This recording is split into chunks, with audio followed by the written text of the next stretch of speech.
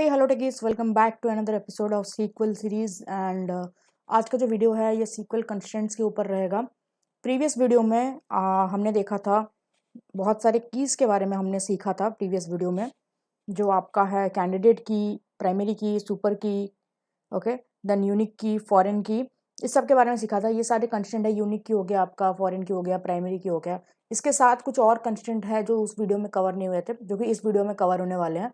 वो है check, default, not null and unique ही कवर हो गया है। आप ये आज ये तीनों हम कवर करेंगे। Okay, so let's start it. So let's first create a table. Okay, so I'll create a table. Create table persons. Okay, and here I'll create ID and I'll make it as integer and I'll make it as identity. आपको पता है आप लोगों को कि identity जो है वो ऑटो इंक्रीमेंट होता है। ओके, तो आपको बार बार आईडी कॉलम लिखने की ज़रूरत नहीं है। Okay, identity 1,1 and I'll make it as primary key. Okay, so okay, person table already database में है तो इसको हम कर देते हैं customers. Okay, cool, customers ID बना लिया इसका। फिर हम बनाते हैं first name,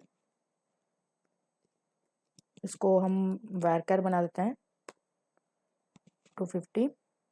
okay, last name, इसको भी वैरकर 250। फिर हम एक बनाएंगे एज। ओके, अब जो एज है ना, इस एज में हम लगाएंगे एक डिफ़ॉल्ट। ओके, पहले हम डिफ़ॉल्ट देखते हैं, फिर उसके बाद चेक देखेंगे। ओके, तो पहले हम नॉट नल देख देते हैं, वो ज़्यादा सही रहेगा। Not null. So not null का क्या मतलब है कि अगर आप इस टेबल में डेटा नल वैल्यूज डालोगे एज कॉलम में तो आपको एरर देगा, क्योंकि एज कॉलम जो है हमने वहाँ पे एक कंस्ट्रेंट लगाया हुआ है जो कि नॉट नल होगा। ठीक है, तो आप नॉट नल वैल्यूज आपको डालने पड़ेंगे, आप नल वैल्यूज नहीं डाल सकते एज कॉलम में। एक बार इसको टेस्ट करके देखते हैं। ओके, एक बार इसको टेस्ट कर लेते हैं। एक बार इसका स्कीमा भी दिखा देते हैं आपको। तो जो कस्टमर टेबल है, आप यहाँ पे जाएंगे और यहाँ पे जाके इसमें राइट क्लिक करके इसको डिज़ाइन मोड में देख सकते हैं आप। तो यहाँ जब आप डिज़ाइन मोड में जाएंगे तो आपको ये प्राइमरी की दिखेगा। ये देखिए, ये वाला जो की है ये प्राइमरी की है, और इसमें आइडेंटिटी ऑन है या नहीं है वो आप इसको स्क्रॉल डाउन करेंगे तो आपको दिख जाएगा आइडेंटिटी स्पेसिफिकेशन में यस दिखेगा, तो इसका मतलब आइडेंटिटी ऑन है। और इसके डेटा टाइप आपको दिखेंगे और यहाँ पे आपको दिखेंगे अलाउ नल्स। ओके, तो यहाँ पे नॉट नल होगा, आइडेंटिटी प्राइमरी की है तो जाहिर सी बात है आईडी अपने आप बढ़ेगी 1 2 3 4 होके, तो वो नॉट नल होगा। ठीक है, सिमिलरली एज को भी हम नॉट नल बनाएंगे और इसको एक बार एग्जीक्यूट कर लेते हैं। Okay, there is already a table customer. Okay, customer नाम का टेबल भी है। ओके, पर्सन नाम का नहीं है तो पर्सन ही बनाते हैं।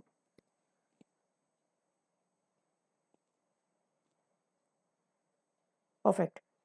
सो अब हम ये जो कस्टमर है ये पहले बना लिया था शायद हमने, इसीलिए।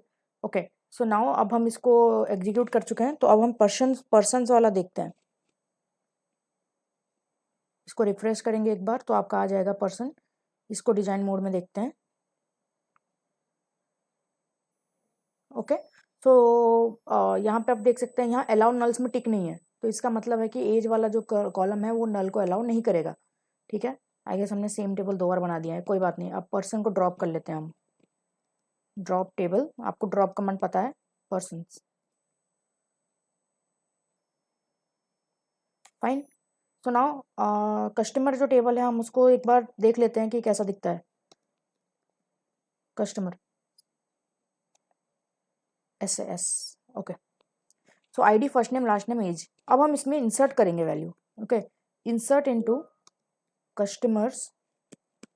Okay, values.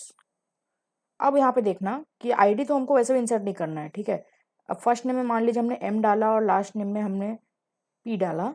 ओके, और ये जो एज है हमने इसको नल डाला। अब हम इसको एग्जीक्यूट करके देखते हैं। यहाँ पे देखिए, यहाँ पे आपको एरर आ जाएगा, can not insert value null into column age, क्योंकि हमको यहाँ नल अलाउ नहीं किया था हमने जब हमने टेबल को क्रिएट किया था। ओके, तो ये सही है। I hope you understand the constraint of not null. अब हम चेक्स की तरफ जाते हैं, तो हम एक दोबारा से एक टेबल बनाते हैं, दैट क्रिएट टेबल पर्सन्स। इस बार पर्सन्स बनाते हैं, पर्सन को हमने ड्रॉप कर दिया है ऑलरेडी। ओके, तो इस बार जो करेंगे ना, उसमें एज में हम डिफ़ॉल्ट वैल्यू डालेंगे। ठीक है, कि एज नॉट नल तो होगा, लेकिन अगर आप कुछ भी नहीं डालेंगे तो वो डिफ़ॉल्ट वैल्यू क्या लेगा। ठीक है, मान लीजिए हमने आईडी लिख दिया, इंटीजर आइडेंटिटी बनाते हैं इसको।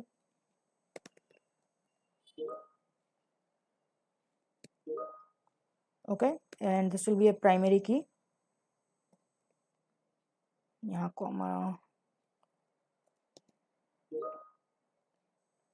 ओके, सिमिलरली फर्स्ट नेम और फुल नेम लेते हैं, varchar 250। अब यहाँ पे एक एज कॉलम लेते हैं, जहाँ की एज कॉलम है इंटीजर नॉट नल। ओके, अब यहाँ पे हमने एक कंस्ट्रेंट लगाना है डिफ़ॉल्ट का।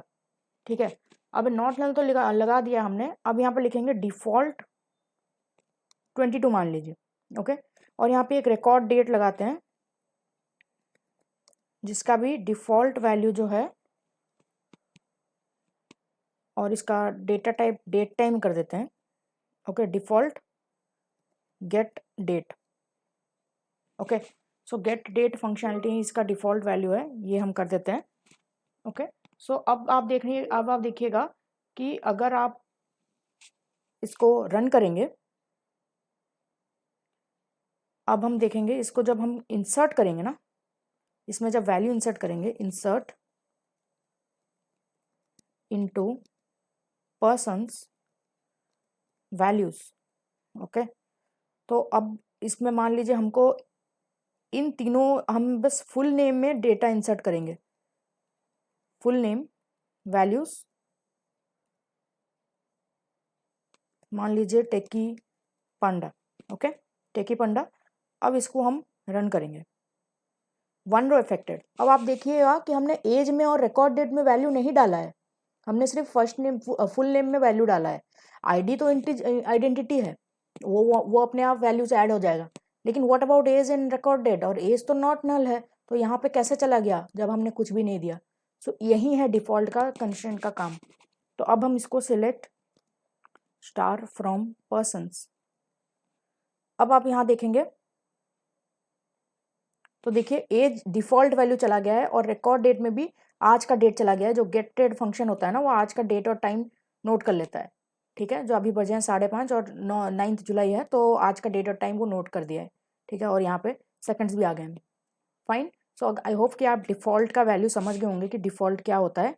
ठीक है, अब हम चेक की तरफ चलते हैं। तो आपने डिफ़ॉल्ट समझ लिया और आपने समझ लिया नॉट नल। ठीक है, तो डिफ़ॉल्ट कब काम आएगा, जब मान लीजिए आपको बस जो रिकॉर्ड डेट जो है कि आपका कौन सा डेट टाइम में ऑर्डर हुआ है। ठीक है, आपका ऑर्डर क्या हुआ है डेट टाइम में, उसी डेट टाइम में ऑर्डर हुआ है। तो जब हम ऑर्डर प्लेस करते हैं ना, तो वो ऑटोमेटिकली ये डेट कॉलम को गेट डेट भर देता है वहाँ पे। तो इस टाइम पे डिफ़ॉल्ट कंस्ट्रेंट काम आता है।